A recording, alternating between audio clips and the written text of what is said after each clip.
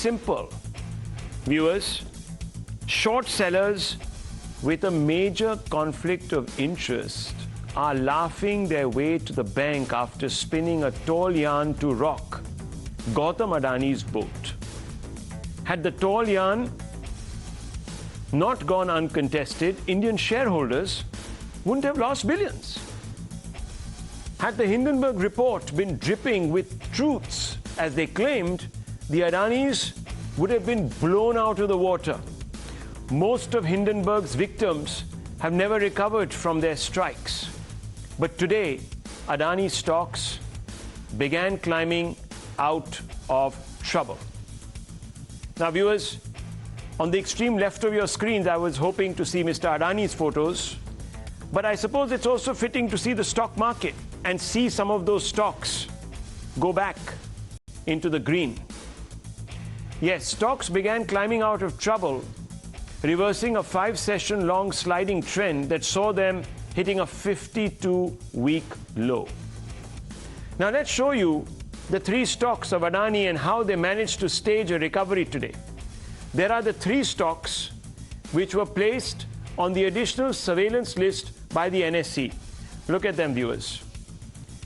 There you have Adani Enterprises that's gone up, reversing some of those losses. There's Adani Ports, Ambuja Cements. The others didn't do, of course, as well. That is, they didn't finish in positive territory, but they certainly also regained some of those losses. They rebounded a bit. But what does this mean for your savings? Yes, some of the big central financial institutions like the LIC and the SBI have invested in Adani stocks, but does that necessarily mean your savings are all lost? Not quite. Here are the hard facts, viewers, and remember, I always bring you the hard facts so that you get a proper understanding of the situation. You are better informed to take conversations forward yourself. The total LIC investment in the market is about 4.166 lakh crores. LIC money invested in Adani is, as you can see, 36,000 crores. Percentage of LIC investment in Adani is less than 1%, viewers. So there you see the LIC exposure. Then let's look at the next chart. Viewers, LIC investment in Adani shares, all of this amounts to 30,000 crores. I told you this yesterday, of course, but it's worthy of repetition. The current market value of Adani shares with LIC is 56,000 crores. Gain since time of investment is 26,000 crores. Current profit to LIC is 86.35%. Of course, it could have been higher, and no one, viewers, likes to not get the maximum. But nonetheless, not all is lost. LIC investment in central government bonds, have a look at this, 37.45%. LIC investment in equity market, 24.77%. LIC investment in state government bonds, 24.62%. LIC investment in loan, debenture, mutual funds, 13.16%. Now, of course, viewers, people will ask you, why is only LIC of the only company that is invested in the private sector is Adani? That's a valid question, viewers, and I have no answers for that. That LIC will have to explain.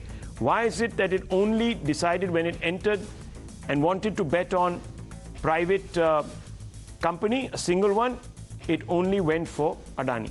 Now, viewers, that is a question that we can always debate and ask, and even whether that's true or not, we can always debate that also. Now, while the SEBI is yet to give a statement, RBI has now asked local banks to calculate their exposure to the Adani Group. On their part, the LIC and SBI cite cash flow and sizable assets of the Adani Group to claim that Adani debt is secure. These are now some estimates. Once again, viewers, these are estimates that have been put out, and these have been put out in the media. So Adani's debt, 35,000 crores. Adani's assets around 4.7 trillion rupees. This as per Forbes magazine, current net worth, that is what it is on 2nd February. Rupees 1 lakh crore of assets just in the power sector. Adani Ports generating enough cash to service loans. So we talked about cash flow. That's an example of it, viewers. That's the statistic that tells you. And already won a bid to redevelop the Dharavi slum in Mumbai. Only 30% debt of Adani Group is with public banks. So it's not as if there is an overexposure, but it's significant, viewers. $7 billion offered by JSW for Ambuja Cement. So those are assets that, of course, can always be hypothecated and are hypothecated. The finance minister has broken her silence, viewers, saying that LIC and SBI Adani exposure was within permissible limit. LIC is still sitting on profit despite Adani's stock fall, and I showed you the numbers. Indian banking system at a comfortable level. Regulators very stringent about governance. The trouble is, viewers, that while her intervention is welcome, it has come too late. Why wasn't the government's managers quicker off the blocks? Why weren't our regulators faster in either clearing Adani or indicting him? After all, aren't they entrusted to constantly look out for fraud on the bosses? Has their sloth allowed Hindenburg Group to get away at the expense of Indian shareholders? These are fundamental questions, and I will be posing them again this evening.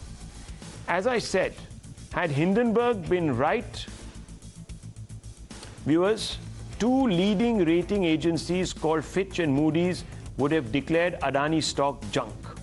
This they haven't done. On the contrary, they've said no near-term significant offshore bond maturities, reducing refinancing risks and liquidity risks. No immediate impact on the rating of Fitch-related Adani entities. Securities expects no material changes to its forecast cash flow.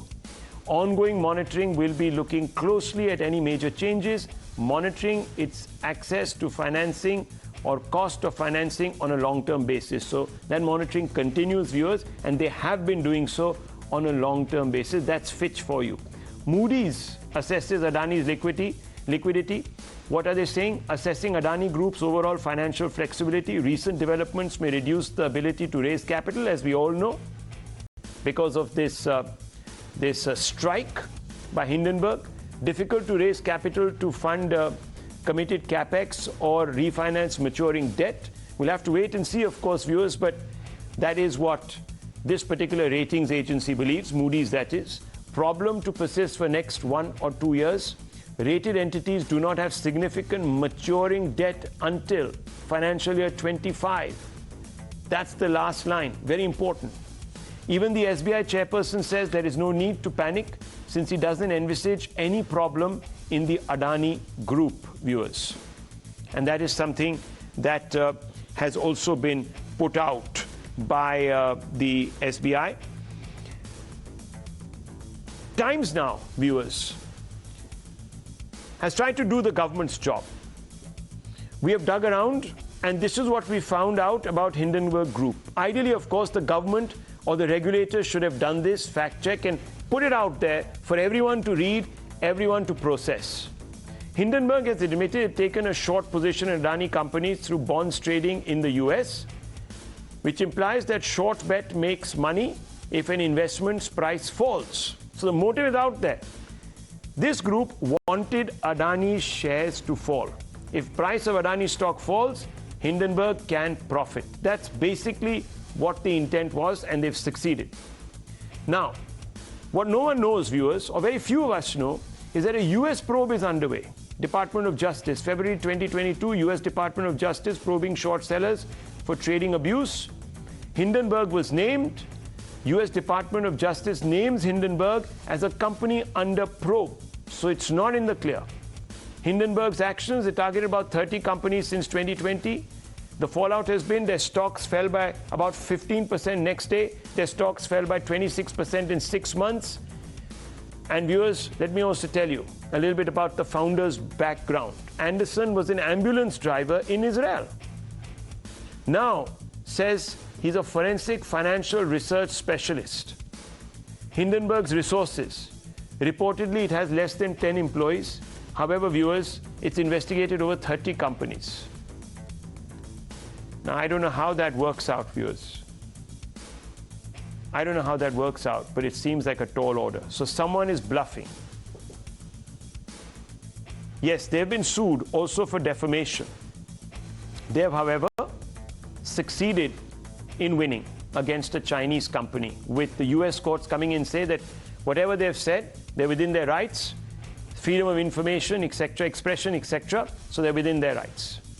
Now, little wonder after viewers, us digging around, finding out that this particular group is under investigation, little wonder that RSS affiliate has called out Hindenburg. Listen to this reaction. शक की सुई कहते हैं. That, you know, is hinting at those who are going to gain out of it. It is not just Hindenburg. Then do you think he's being targeted? It's not just Hindenburg who is going to gain out of it. Even China, there can be China's hand in this also. China's hand, we don't even know, viewers, who's behind these people. It's a very shadowy group. There's a website with 3 paragraphs. Hardly anything there. There's just one photograph of this gentleman. Nothing else is known. Clearly, therefore, viewers, had all this information been made public earlier, there was no reason to panic. Had the SBI and everybody else, the SEBI, the LIC, the finance minister, others taken to the airwaves and said, and of course the Adanis rather, had they also taken to the airwaves, perhaps we wouldn't have had this. There would have been no reason to panic. Hindenburg was furthering its own interest. People would have understood that. Had the government and the Adanis not been so slipshod, things wouldn't have hit the circuit breakers. While the opposition that had latched on to the Hindenburg report is within its right to ask questions, it needs to share some of the blame for hyping the Hindenburg hype. They were opportunistic, using a shady group to hit the government. The Congress and left, the most vociferous, might be abusing Modi today and accusing him of doing business with an unscrupulous businessman. But what they never conveniently revealed was that they themselves were in bed with Adani, massaging his ego and welcoming his crores. Viewers, in 2 states, Adani, 2 Congress-run states, Adani is a huge investor. Thousands of crores, 15,000 in just Rajasthan is what he plans to invest, viewers. In Kerala, the left front went out of its way to defend the decision to award Adani a port contract, even though environmentalists and the like were going apoplectic. They even unleashed their police on these protesters. Now, if he's such a bad man, if he's so morally bankrupt, why do business with him? The opposition is not going to tell you this. Viewers, listen in right now to the opposition. We want a discussion on the Adani scam, which has taken over when Adani shares are falling. In that time also, their FIO, they had SBI and LIC has pumped the money into the Adanis. लेकिन अगर ये काम करने के लिए नहीं दे रहे हैं सरकार, तो पार्लियामेंट क्यों बिठाए? यही है हमारे विपक्षी सारे पार्टी, इसमें तो कोई अलग राय नहीं है. सारे पार्टी कह रहे हैं कि इस विषय पर अर्जेंट चर्चा होनी चाहिए. ये देश लूटने की बात है. LIC हो, स्टेट बैंक हो, ये दोनों जो सार्वजनिक उपक्रम है, उसको लूटने की बात है. जनता का पैसा है, गरीबों का पैसा है. बाकी वो कंपनी क्या करती है मुझे मालूम नहीं. If SEBI would have done its job diligently, without being undermined by the current government, we would not have had to face this situation. We're facing this situation because SEBI was caught sleeping, RBI was ignoring. Stock markets are giving you the reply. Stock markets, they are telling that India's world's second biggest, richest bank has come to the scene of 16. Allegations against Adani is of serious nature. That should be examined threadbare and appropriate action should be taken. Raian Karanjawala, managing partner of Karanjawala and Company, which is a litigating firm on this issue. Mr. Karanjawala, thank you very much for speaking to Times Now. Mr. Adani's response to the entire Hindenburg report sort of hinged on the fact that India was being maligned, this, that, the other. Was this an attempt to sort of deflect from the core issues which are about insider trading, so to speak, and manipulation and dirty money and this, that, the other? So I'll answer that question, Rahul, but before I speak about Adani, I just want to say a word or two about myself. Gautam Bhai has been a friend of mine for the last 15 to 20 years. Right. Friendly enough to call me to his son's wedding in Goa. And somewhere about 9 years ago, a friend of ours, a common friend of ours, Raj Ajmera, brought him as a client to the firm. And the firm has been his one of his retained firm for the last 9 years. So he has been and is still a client. So everything that I say can be viewed by the viewer in that background. You know, I don't want to hide anything at all. Now, as to your question, whether this was just an attempt to deflect it by saying, look, this is an attack on India, let me answer it in three separate ways. First of all, you have to understand what is Adani's business. He's not selling soap or biscuits. He's into airports, he's into ports, he's into cement, he's into power, he's into green energy, he's into road construction and many other things. So his story really is the India growth story. If India doesn't grow, then Adani doesn't grow. Because if more flights don't come in and out of his airports, India doesn't become a traffic hub, then his own growth is stymied. So to some extent, it's a natural response and a first blush response in his mind to say, well, look, you know, this is just not an attack on me. This is an attack on a larger entity. That's one. Two, look at your own sister publication's response yesterday in the Times of India.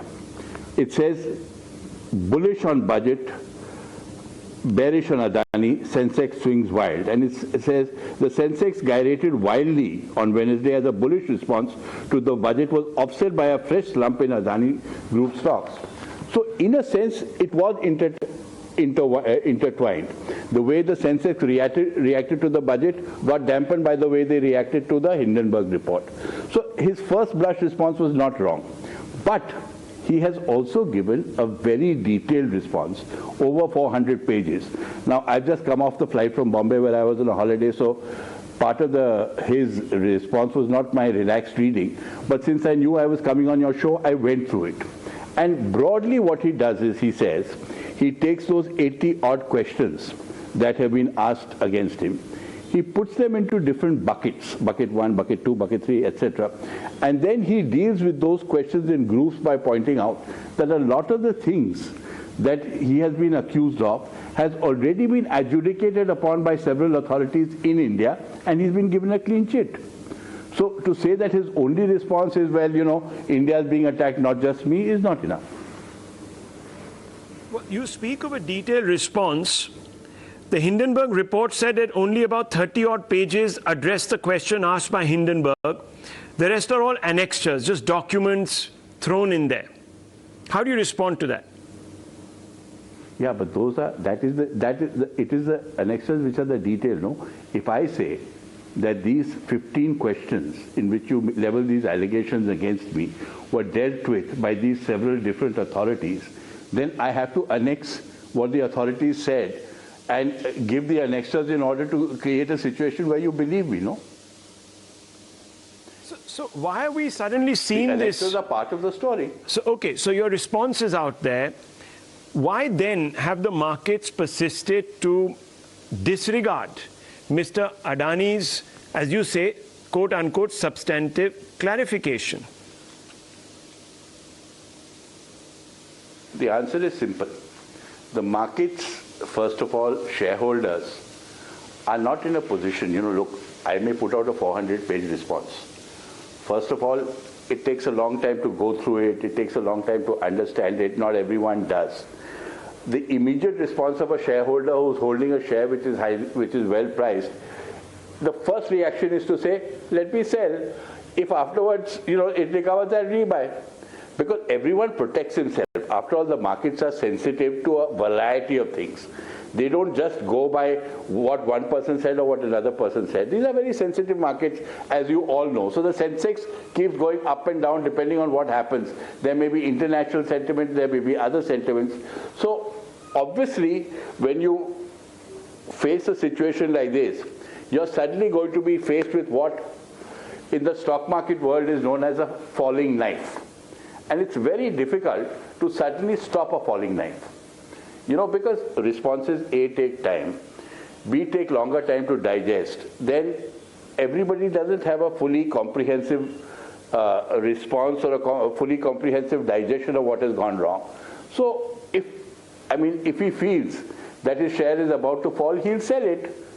It's a natural reaction.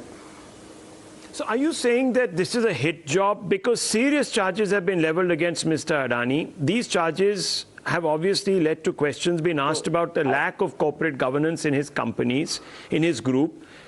What's the specific response then? So my answer is simple. I'm not saying it's a hit job. I mean, it is or it is not, that will ultimately be decided. But here we don't even have to look for motive. Self-confessedly, the person who has brought up the report has told the whole world that, look, I short shares. I make money by shorting shares.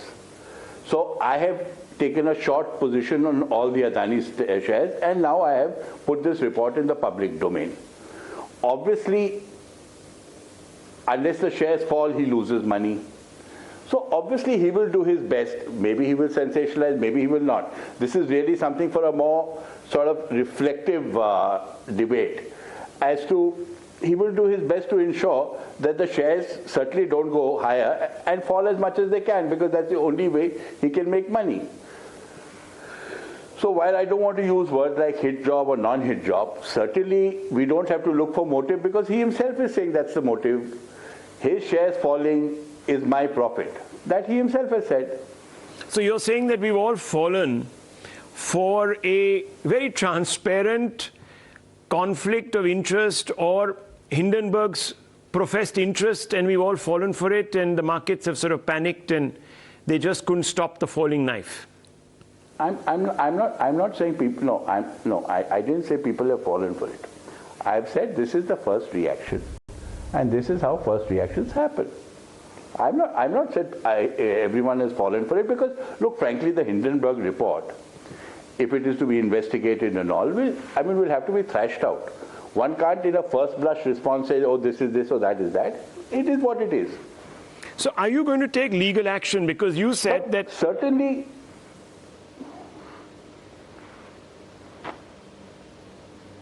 Yeah, are you going to take legal action? Because, you know, Mr. Adani has sort of talked about taking legal action. So, Gautam Bhai is lucky in one sense and different from all other industrialists, in that his daughter-in-law, Parinidhi, her father owns and manages one of India's largest legal firms, Cyril Amachan Shroff.